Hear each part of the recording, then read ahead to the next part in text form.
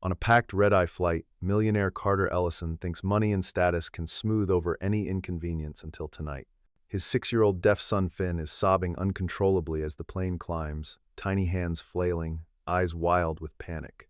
Passengers sigh, complain, jab the call button, while Carter's clumsy sign language only makes Finn more distressed. Just as tension peaks and a flight attendant considers sedatives, a small girl in the next row quietly stands up and begins to sign soft, playful shapes Finn has waited for.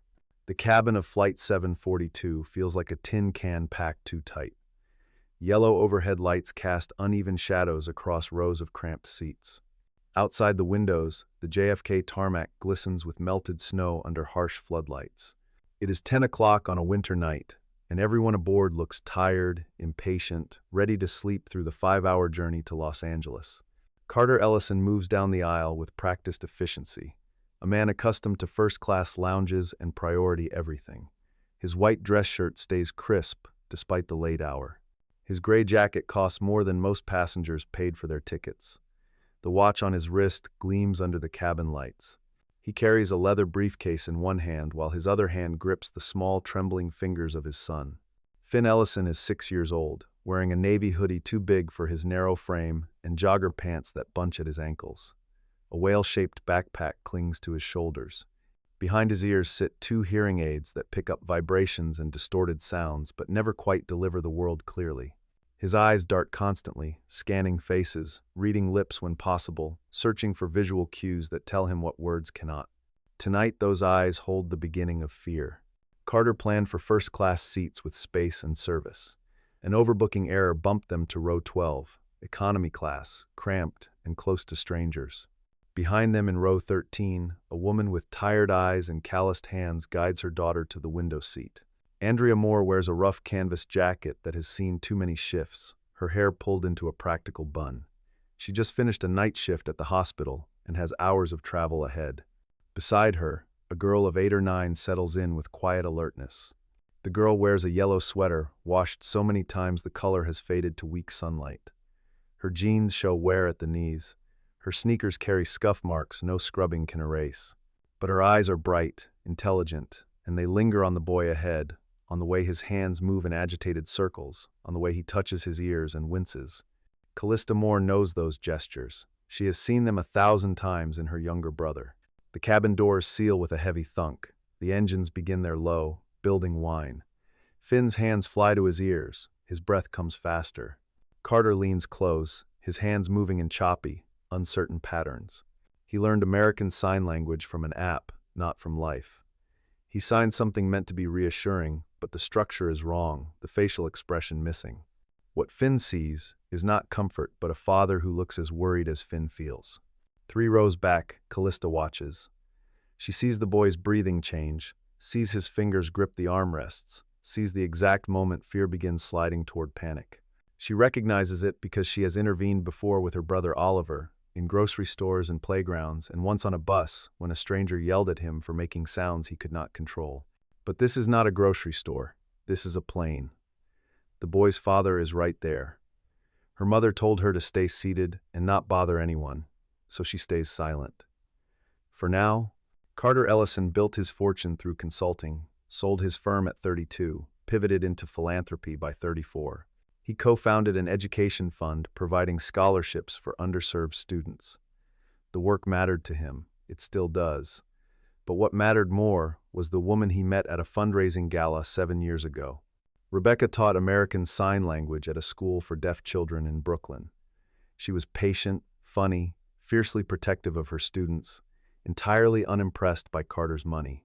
When she looked at him, she saw past the expensive suits and board memberships and asked what he actually cared about, what kept him awake at 3 in the morning, what he would do if all the money disappeared. He did not have good answers then. He learned them from her. They married within a year. Rebecca taught him basic sign language, though he never became as fluent as he wanted. When Finn was born, and doctors confirmed at 18 months that he was profoundly deaf, Rebecca simply smiled and said good, he would grow up bilingual. She made it look easy. She calmed Finn with a single sign, turned everyday moments into language lessons, built a world where being deaf was not a limitation, but simply a different way of being. Then a car ran a red light on a rainy afternoon. Rebecca was gone. Carter was left holding a 3-year-old who kept signing mama and where over and over, and Carter did not know how to answer in a language Finn could fully understand. So he did what he knew how to do. He hired the best therapists, consultants, specialists. He enrolled Finn in the top private school for deaf children. He bought the best hearing aids, the best technology, the best of everything money could purchase. He expanded his education fund to include resources for families with deaf children. He wrote checks, attended galas, gave speeches about accessibility and inclusion, but he did not become fluent in sign language. He told himself he was too busy, that Finn had professionals who could communicate better, that providing resources mattered most. Deep down, in a place he does not visit often, Carter knows the truth. Learning sign language deeply means living in the space where Rebecca once was. It means accepting she is gone and he has to fill a role he was never good enough at. It means being constantly reminded of his inadequacy every time his hands fumble a sentence. So he pays others to be fluent, and tells himself that is love too. Tonight he travels to Los Angeles for a morning meeting with his fund's board of directors. They are expanding, opening new scholarship programs, signing university partnerships. Good work. Important work. The kind that makes a difference in hundreds of lives. He has told himself this expansion is also for Finn, that building systems to help deaf students is the same as helping his own son. But Finn has never asked for systems. He has only asked, in the quiet, persistent way of children, for his father to look him in the eyes and speak his language. Callista Moore is 8 years old and already understands the world is not fair, but sometimes, if you are brave or lucky, you can make it less unfair for one person on one day. She learned to read before kindergarten, learned to cook scrambled eggs by 7, learned to do laundry because her mother works night shifts and someone has to make sure her little brother has clean clothes for school. Oliver is 6, the same age as the boy ahead, and he was born deaf. No one knows why. Genetics maybe, or something random in biology. Andrea Moore could not afford private schools, specialized therapists, expensive hearing aids. What she could afford was love, stubbornness, and determination that her children would not suffer for her lack of money. She found free ASL classes at the community center. She watched hundreds of hours of instructional videos on a phone with a cracked screen. She joined parent groups where mothers and fathers taught each other the signs their children needed.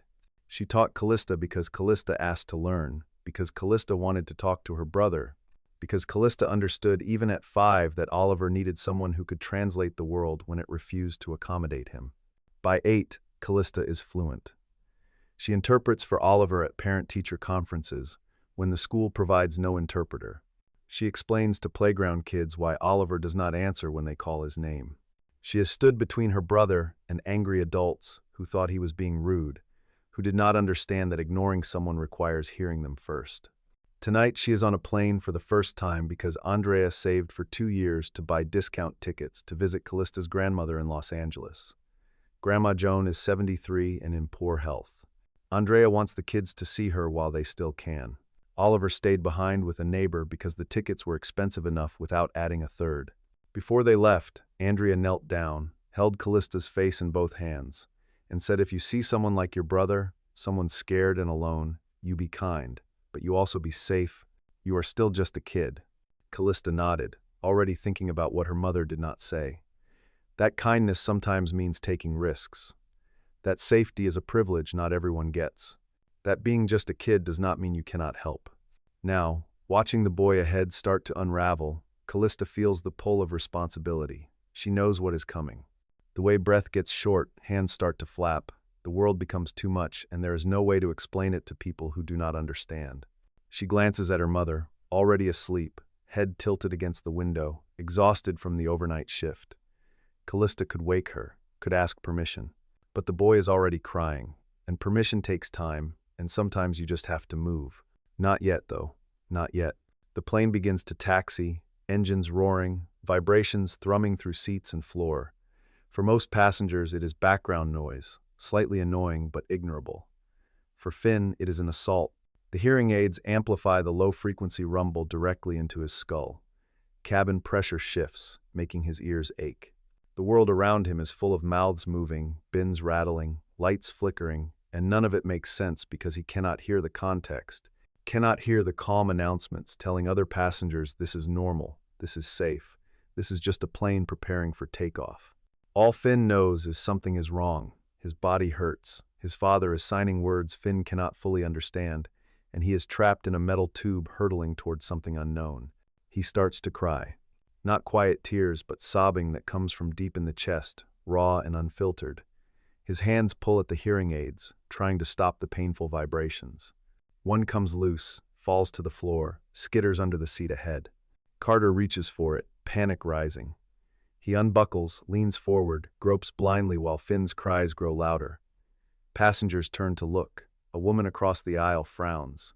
A man 2 rows back mutters to his wife. Carter retrieves the hearing aid, tries to put it back on Finn, but Finn jerks away, shaking his head violently, hands pushing his father's hands away. He does not want the device. He wants the pain to stop. He wants his mother. He wants to understand why this is happening. Carter tries to sign again. Safe, I promise, safe. But his hands are shaking, his face tight with stress, and the message that reaches Finn is not safety but fear. The plane reaches the runway. The engines scream. The aircraft accelerates, pressing everyone back with the force of momentum. And Finn, overwhelmed by vibration and pressure and fear and the inability to make anyone understand, begins to scream too. It is not a sound most hearing people associate with deaf children. It is high, wordless, desperate. The sound of a nervous system in overload, of a mind that has lost the ability to regulate, of a small boy who feels like he is dying and cannot explain why. Passengers react immediately. Some with concern, most with irritation.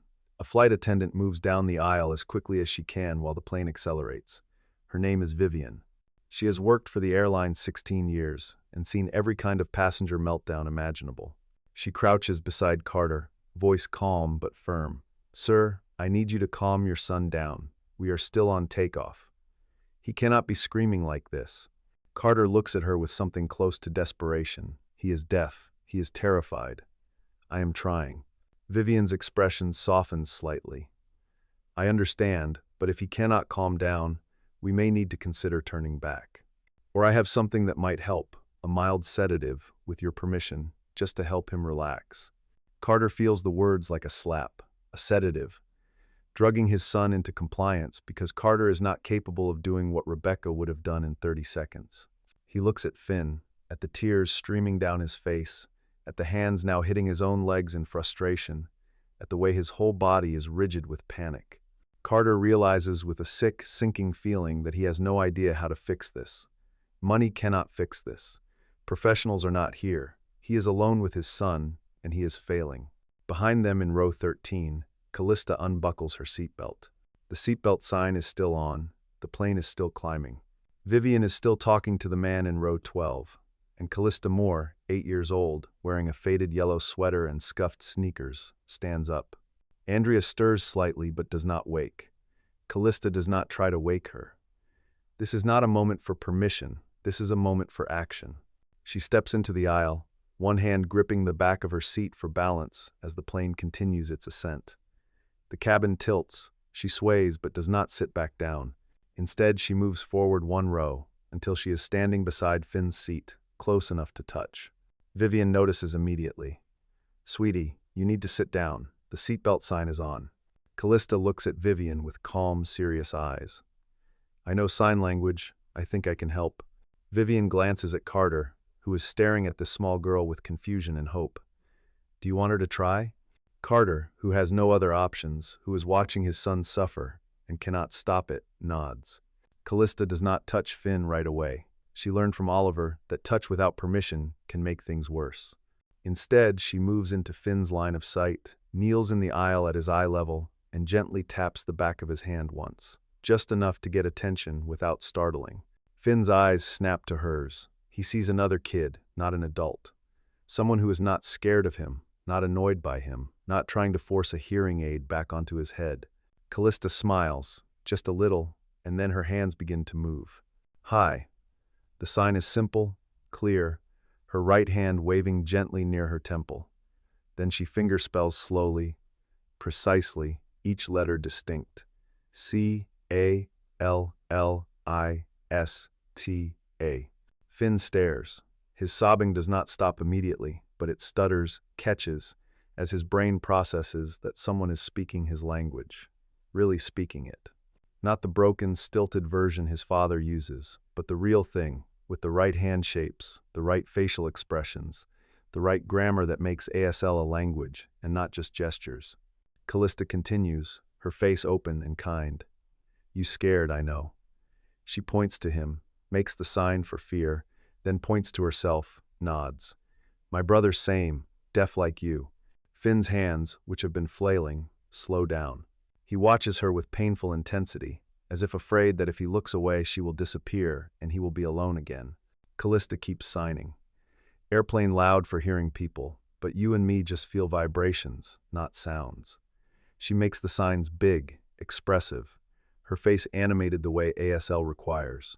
Ears hurt because pressure, like balloons squeezing, but not dangerous, just annoying. She pauses, then her face breaks into a playful grin. Her hands shift into a new sign. Want play game? Finn, still hiccuping with leftover sobs, nods slightly. Callista's hands move into the shape of a whale, the sign graceful and flowing. Airplane, really flying whale. She makes her hands swim through the air, a huge, gentle creature moving through invisible ocean. We riding on whale's back, whale jumping through cloud waves.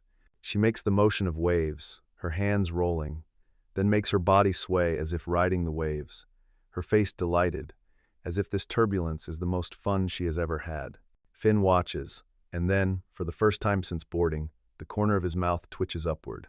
Callista sees it and pushes further. She makes the sign for the whale jumping, her hands leaping through the air, then makes an exaggerated face of surprise, as if the whale just did a backflip. Whale crazy, whale showing off. Finn makes a sound that is almost a laugh. His hands lift, hesitant, and he signs back. Whale silly. Callista nods enthusiastically. Very silly, but brave like you. The plane levels off. The worst turbulence from takeoff passes, and Finn, still tear-streaked, still shaking slightly, is no longer screaming. He is watching a girl who understands him, who speaks his language, who has turned his terror into a game. Carter, who has been frozen in his seat, staring at this interaction, feels something crack open in his chest. Not quite relief. Closer to shame. Shame that a stranger's child can do what he cannot. Shame that he has spent 3 years avoiding this very thing. Shame that he has let his son feel this alone. Vivian, still standing nearby, looks between Callista and Finn and Carter. You are very brave, she tells Callista quietly. Then to Carter, your son is lucky. Carter does not feel lucky. He feels like he has been living wrong for a very long time. Callista stays kneeling beside Finn's seat, even though Vivian has reminded her twice to sit down. Finn's breathing has steadied, but his eyes are still locked on Callista, as if she is a lifeline he cannot let go of. She does not mind. She has been this lifeline for Oliver dozens of times. But it is Carter who speaks next, his voice rough. Can you teach me? Callista looks up at him, this tall man in the expensive watch and perfectly pressed shirt who looks like he is about to cry. Teach you what? What you just signed, how you did it. Carter swallows hard. I know some sign language, but not like that, not like it actually helps. Callista considers this. She is 8. He is an adult. Adults are supposed to know things. But she has met plenty of adults who do not know the things that matter, and this man clearly loves his son, even if he does not know how to reach him. Okay, she says simply. What do you want to say? Carter thinks. There are 1,000 things he wants to say. But right now, in this moment, there is only one that matters. I want to tell him I am proud of him, that he is brave, that I love him. Callista nods. She stands, motions for Carter to stand too, then begins to teach.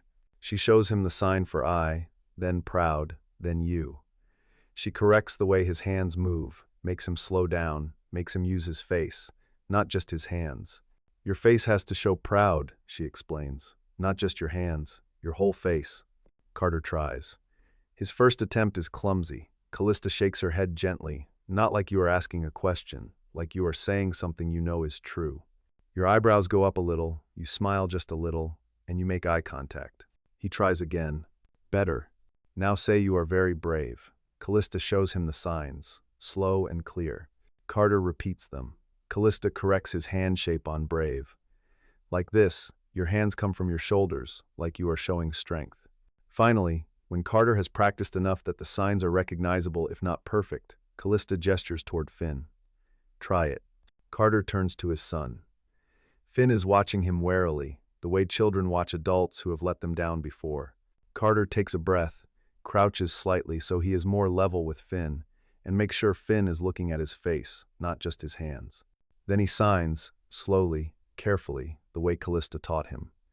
I very proud you very brave. It is not perfect. His hand shapes are still a little off, his rhythm hesitant. But for the first time in 3 years, Carter is speaking to his son in sentences that Finn can fully, completely understand. Not broken fragments. Not English grammar forced into sign shapes. But actual ASL, with the grammar and expression that make it a language. Finn stares at his father, his eyes widen, then slowly, his small hands move. You mean that? Carter feels his throat tighten. He signs, yes, I mean that, always. Finn's face crumples, but this time it is not panic, it is relief. He launches himself at his father, wrapping small arms around Carter's neck, burying his face against his shoulder. Carter holds him, one hand cradling the back of Finn's head, and feels the weight of 3 years of distance, of hiring interpreters instead of learning to interpret, of believing that providing resources was the same as providing connection. Behind them, a few passengers who have been watching the drama with irritation now watch with something closer to empathy. One woman wipes her eyes. A man who was muttering complaints earlier is silent. Several rows back, a man named Clinton Ward, who has been complaining loudly about the disruption, about how some people should not bring uncontrollable children on flights, about how he paid for a peaceful trip, and this is unacceptable, sits very still and says nothing. Callista climbs back into her seat in row 13. Andrea has woken, blinking in confusion. What happened? The boy in front of us needed help, Callista says, so I helped. Andrea looks at her daughter, at the boy in the row ahead now calm in his father's arms, at the flight attendant smiling with visible relief, and she does not scold Callista for getting up when the seatbelt sign was on. Instead, she pulls her daughter close and kisses the top of her head. You are so much like your brother, always thinking about others. Callista leans into her mother, suddenly tired. Oliver would have wanted someone to help him. Yes, Andrea whispers. He would have. The plane climbs higher into the night sky. Cabin lights dim. Passengers settle into their seats, pulling out blankets, adjusting pillows, trying to find a way to sleep through the long flight ahead. But in rows 12 and 13, no one is sleeping yet. Carter has eased Finn back into his seat, but he keeps one hand on Finn's shoulder, a connection that says, I am here. Finn has picked up his backpack, pulled out a small notebook and pencil, and is drawing something with fierce concentration.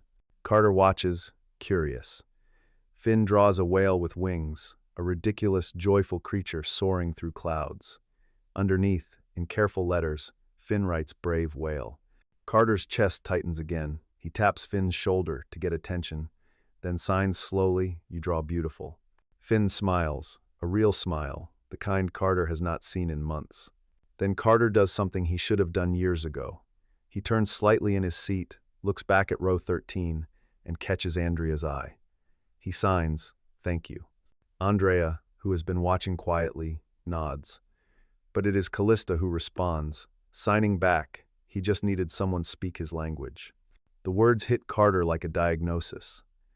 Finn does not need more money, more resources, more programs.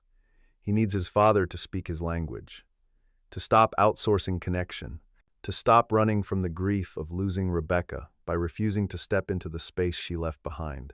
Carter reaches over, gently taps the edge of the notebook to get Finn's attention, and signs, Can you teach me more? Finn looks up, surprised. Then he nods, solemn and serious, as if he understands this moment is important, that something is shifting between them. For the next 20 minutes, Finn teaches his father signs. Signs for airplane, for cloud, for brave, for scared, for together. Finn is a patient teacher, correcting Carter's hand shapes with gentle authority.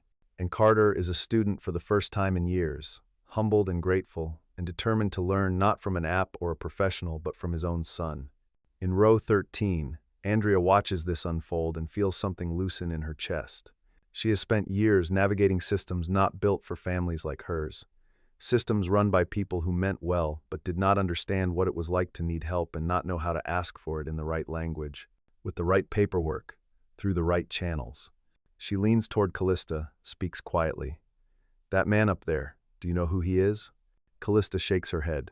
"Just Finn's dad."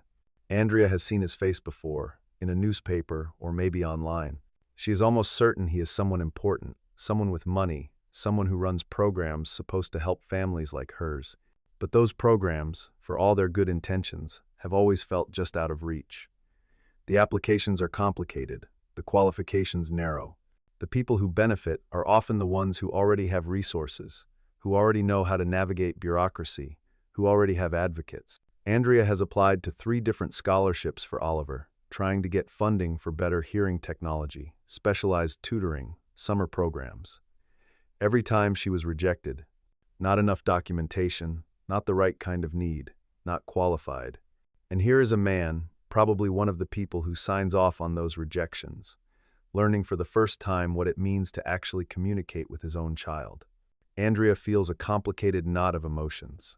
Anger, because where was this man's awareness before? Sympathy, because grief and fear make people do things that do not make sense. Hope, because maybe, just maybe, this moment will change something. She does not plan to say anything. It is not her place. She is just a night shift nurse on a discount plane ticket, and he is clearly someone used to being in charge. But then Carter turns around again, and this time he speaks, his voice low. "Excuse me, I did not get your names." "Andrea," she says, "and this is my daughter Callista. I am Carter, and this is Finn." He hesitates, then continues, "I owe you both an enormous debt. Callista saved us tonight, truly." Andrea shrugs, uncomfortable with gratitude that feels too big. She just did what any kid with a kind heart would do. "No," Carter says, and there is something raw in his voice. "Most people would have stayed in their seats. Most people would have been annoyed. Your daughter stood up." Callista, listening, feels her face warm. She does not like being the center of attention. Andrea reaches over, squeezes her daughter's hand. She learned from her brother. Oliver is 6, same age as Finn. He is deaf too. Carter's expression shifts, becomes more intent. Does he go to a specialized school? Andrea laughs, but it is not a happy sound. We cannot afford specialized schools. He goes to public school with an interpreter 3 days a week when the district can provide one. The other 2 days, Callista translates during parent meetings. Carter is quiet for a moment. "I run an education fund. We are supposed to help families like yours." Andrea's face hardens, just a fraction. "I know, I applied twice. Got rejected both times. Too much paperwork, not enough proof of need," they said, as if our bank account was not proof enough. Carter feels the words like stones dropping into water, sending ripples through everything he thought he knew about the work he does. "I am sorry. That should not have happened." "It happens all the time," Andrea says, and there is no bitterness in her voice, just weariness. "Your fund is not the only one. They all say they want to help families like mine, but when you actually apply, there are 100 hoops to jump through, and if you do not have a lawyer or a social worker or someone who knows the system, you just fall through the cracks." She stops, realizes she is saying too much to a stranger. "Sorry, long shift. I should not be unloading on you." "No," Carter says quickly. "Please, I need to hear this." Andrea studies him, trying to decide if he means it or if this is just polite interest from someone who will forget this conversation the moment the plane lands. But his face is open, unguarded in a way that makes her think maybe he is listening for real. "Okay," she says. "You want the truth? Your fund, and funds like it, they are great at helping families who already have some resources.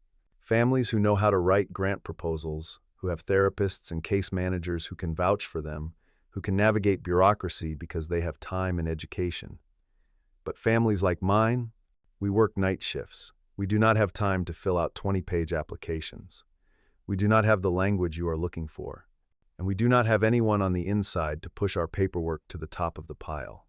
She pauses, then adds, "Callista learned sign language from free YouTube videos and a community group that meets in a church basement. I learned from those same videos. We have never been able to afford the fancy programs you fund, so we do it ourselves, and we do okay, but it is exhausting.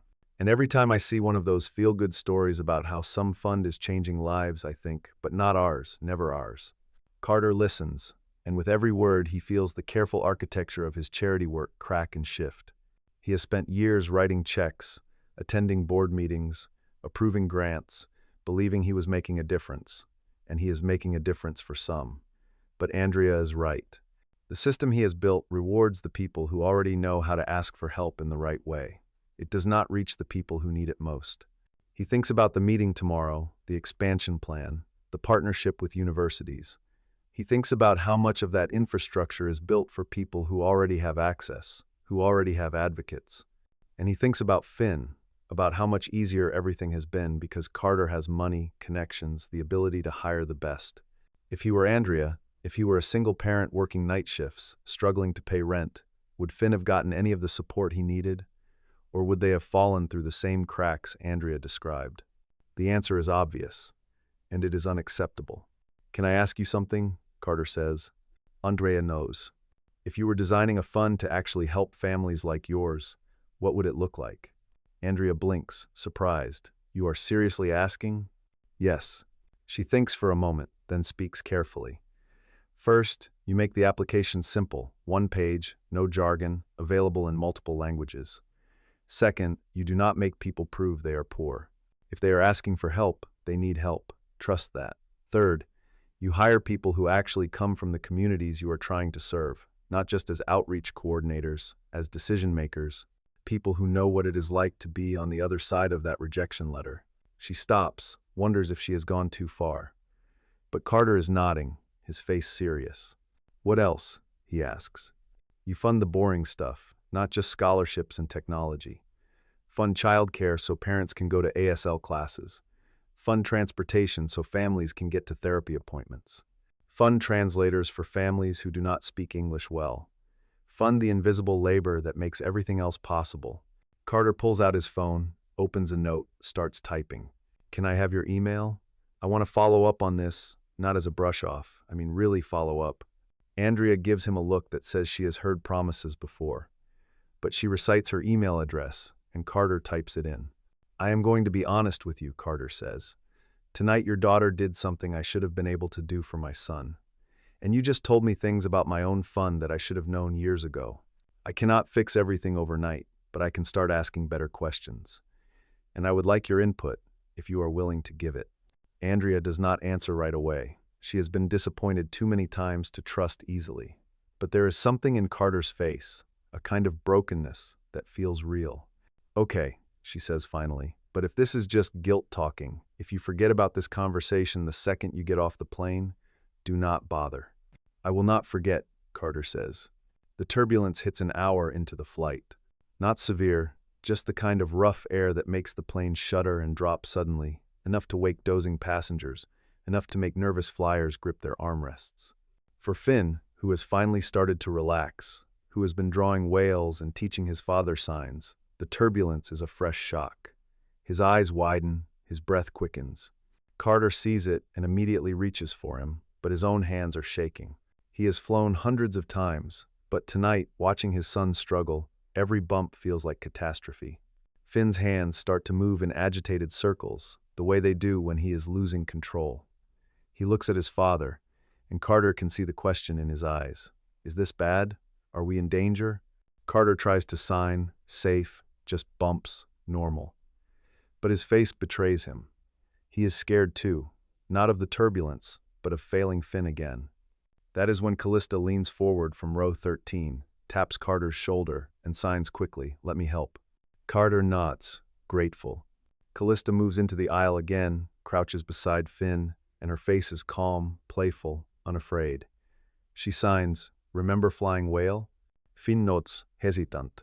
Callista grins, whale jumping big waves now. She makes the motion of the whale leaping, riding the turbulence like a roller coaster, her whole body swaying with exaggerated delight.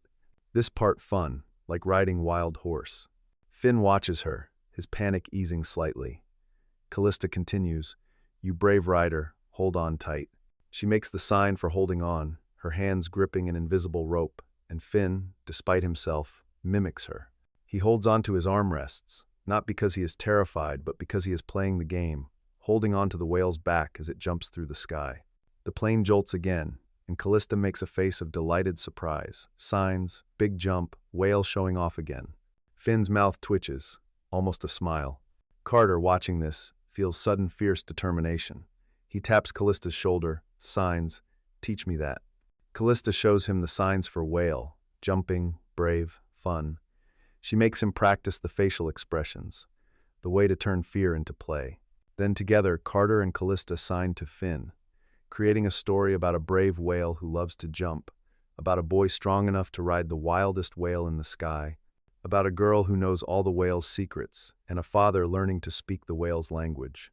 The turbulence passes, the plane steadies, and Finn, who started this flight in raw panic, is now smiling, signing back to his father and to Callista, adding details to the whale story, making the whale do backflips and loop-de-loops.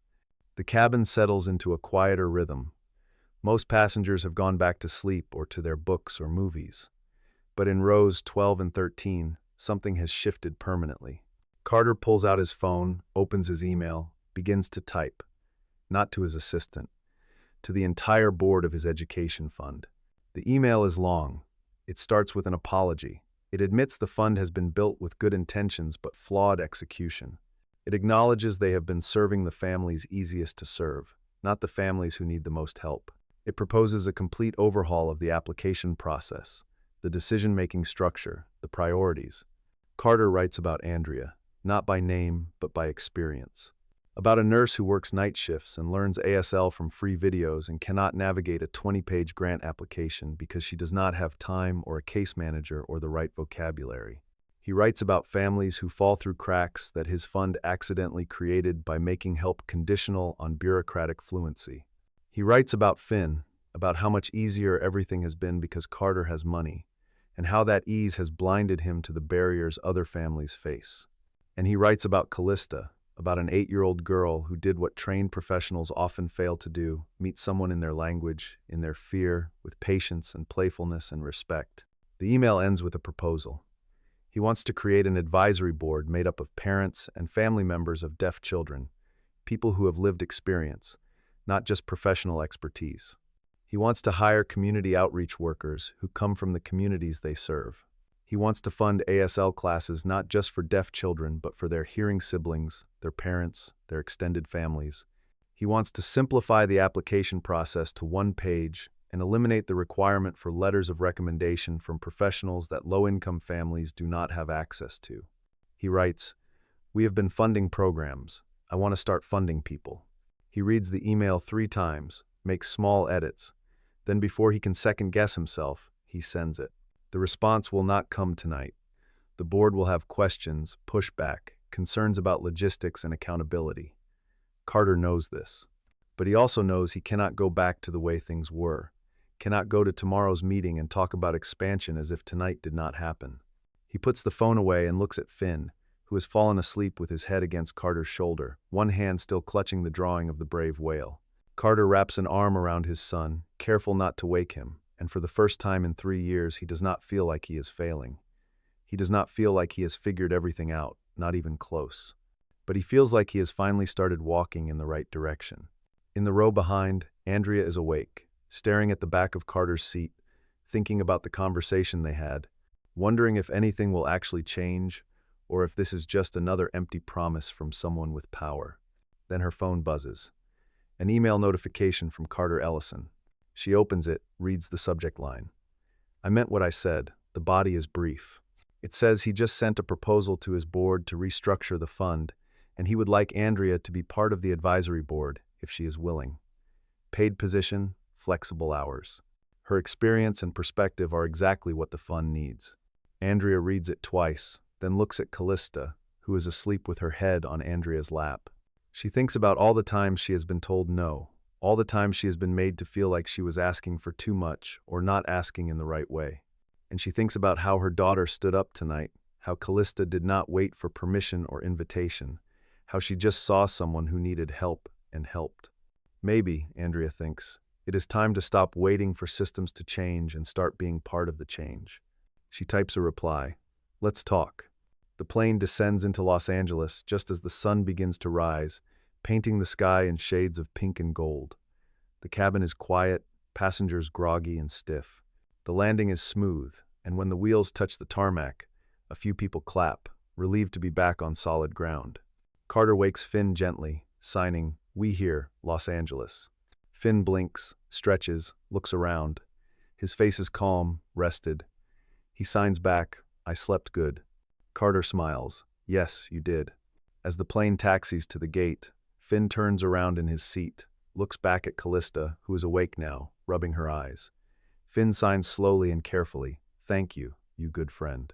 Callista's face lights up. She signs back, "You too, brave boy." The plane stops. The seatbelt sign dings off. Passengers begin grabbing bags, checking phones, preparing to disembark. But in rows 12 and 13, no one is rushing. Carter stands, helps Finn with his backpack, then turns to Andrea and Callista. "Can I walk with you to baggage claim?" Andrea knows. "Sure." They move together through the aisle, part of the slow shuffle of passengers exiting. As they pass Vivian, the flight attendant, she catches Carter's eye and gives him a small approving nod. "Glad everything worked out," she says. "It did," Carter says, "thanks to Callista." Vivian looks at the small girl in the yellow sweater and smiles. "You did a very brave thing. I hope you know that." Callista ducks her head, shy again now that the crisis is over. "I just helped." "Sometimes," Vivian says, "just helping is everything." They exit the plane, walk through the jetway, emerge into the terminal. The Los Angeles airport is already busy even at this early hour, full of travelers rushing to connecting flights or heading home. Carter and Finn wait at the gate while Andrea and Callista catch up. A man approaches, the same man who was complaining during the flight, Clinton Ward. He is middle-aged, balding, wearing a business suit that looks slept in. He stops in front of Carter, clears his throat. "I owe you an apology. During the flight, I said some things. I was impatient. I did not understand what was happening." Carter looks at him, surprised. Clinton continues, "I have a nephew with autism. He has meltdowns sometimes. I should have known better, should have been kinder. I am sorry." Carter nods slowly.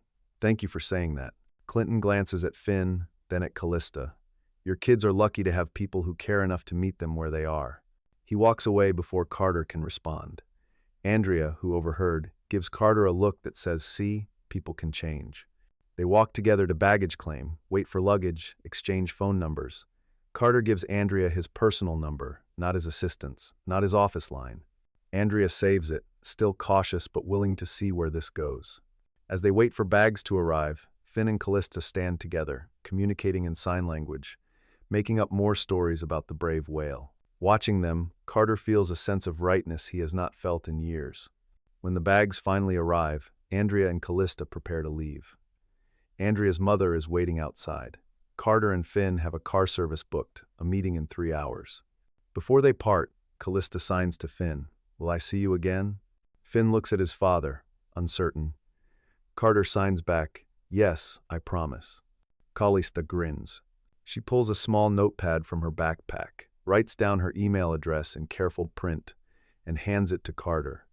"For Finn," she signs, "so we can be friends." Carter takes the paper, tucks it carefully into his wallet. "Thank you for everything," he signs.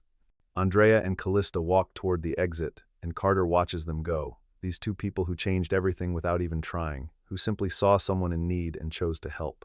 Then he looks down at Finn, who is watching Callista disappear into the crowd with something like sadness. Carter crouches down, makes sure Finn is looking at him. "We will see them again," he signs, "and we will learn more together." Finn nods, reassured. Then he signs hesitantly, "Dad, you did good tonight." Carter feels his throat close. He signs back, "You taught me. I am proud of you and proud of me for finally learning." They leave the airport together, father and son, walking side by side into the California morning. 3 months later, a community center in a modest Brooklyn neighborhood holds a ribbon-cutting ceremony. The building is not new, not fancy.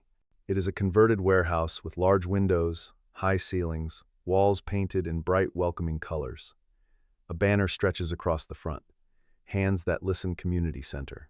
Inside, the space is divided into sections. One area has classrooms for American Sign Language instruction. classes designed for hearing parents, siblings, extended family members. Another area is a playroom where deaf and hearing children can interact, play, learn together. A third section has resources, books, technology, information about legal rights, educational advocacy, job training. The center is not part of Carter's education fund. It is a separate nonprofit, co-founded by Carter and Andrea, with Callista as the youngest advisory board member. The board also includes 3 other parents of deaf children, 2 deaf adults, a social worker, and an ASL interpreter. The staff is small but dedicated, and more than half are deaf or hard of hearing. The center offers free ASL classes twice a week. It provides childcare during those classes so working parents can attend. It has a legal clinic once a month to help families navigate school systems and access services. It does not require applications or proof of need. If someone shows up, they are welcome.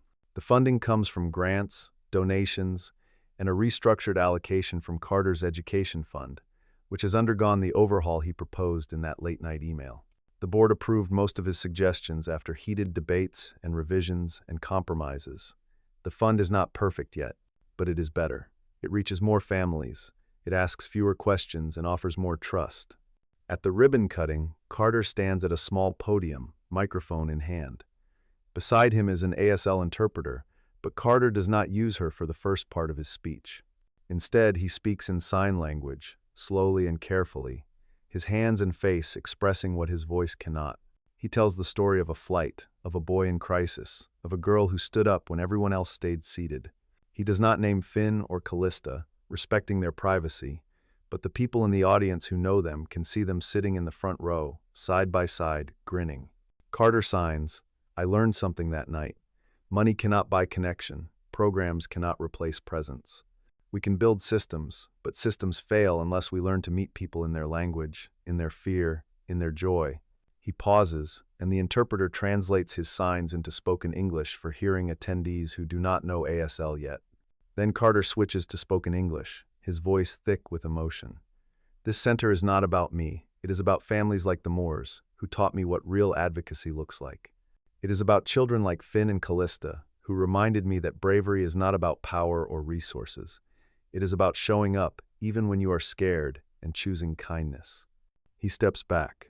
Andrea steps forward. She speaks briefly, thanking donors, volunteers, community members who helped make the center a reality. Then she calls Callista to the microphone. Callista, now several inches taller than she was 3 months ago, wearing a new yellow sweater that matches the old one, stands in front of the crowd and signs, "I hope this place helps families like mine and families like Finn's, because everyone deserves to be heard." The audience applauds, hands clapping, and also hands waving in the air, the ASL sign for applause. After the speeches, the ribbon is cut. People pour into the center, exploring classrooms, signing up for classes, meeting staff. Finn and Callista wander through the playroom, where other children are already starting to gather, some deaf, some hearing, all curious. In one corner, there is a mural painted on the wall. It shows a whale with wings, soaring through clouds, carrying children on its back. Underneath, in both English and ASL handshapes illustrated in bright colors, are the words "brave enough to listen." Finn stands in front of the mural, staring up at it. Carter joins him, puts a hand on his shoulder. Finn signs, "That our whale." Carter nods. "Yes, our whale, and Callista's, and everyone's who needs to remember they are brave." Finn turns to his father, signs something he has been practicing for weeks. "I love you, Dad." Carter kneels down, signs back, "I love you too, and I am sorry it took so long for me to learn how to say it right." Finn hugs him, fierce and tight, and Carter holds his son and thinks about all the things money cannot buy, all the ways he got it wrong, and all the ways he is finally, slowly, starting to get it right. Across the room, Callista and Finn stand together in front of the alphabet wall, a display showing each letter of the ASL manual alphabet. They sign to each other, creating a new story, something about whales and clouds and adventures in the sky. Then Callista teaches Finn a new sign, one she learned from her brother. The sign for listen, not the sign for hearing, but the sign for truly paying attention, for understanding, for meeting someone with your whole heart. Both children make the sign together, their small hands moving in unison. And in that moment, in this new space built on the foundation of a single act of courage on a plane 3 months ago, something shifts in the world, Not everywhere, not for everyone. But for these two families, and for the families who will walk through the doors of this center in the weeks and months and years to come, the world becomes a little quieter, a little kinder, a little more willing to listen with hands instead of just ears.